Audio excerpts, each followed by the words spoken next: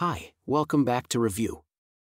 The film follows the story of the vampire Lestat de Lioncourt, who has awakened from his slumber after centuries of sleep, seeking to become a rock star in the modern world.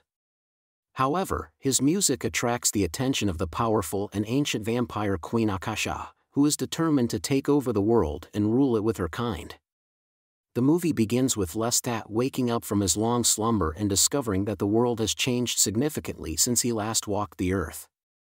He sets his sights on becoming a rock star, and after a chance meeting with young and talented musicians, Lestat decides to form a band and make his dream a reality. Meanwhile, a group of vampire hunters led by the charismatic and determined David Talbot are on the hunt for Lestat, hoping to put an end to his reign of terror.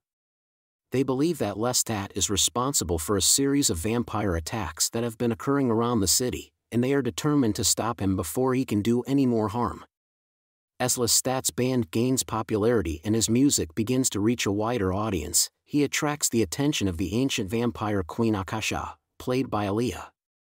Akasha is impressed by Lestat's power and his ability to influence the minds of humans, and she sees him as a potential ally in her quest for world domination.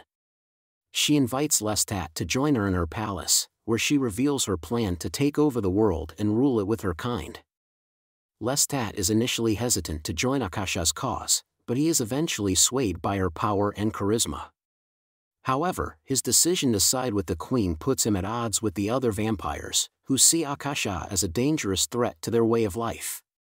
Lestat must navigate the complex web of vampire politics and alliances while also dealing with his growing feelings for Jessie, who is caught in the middle of the conflict.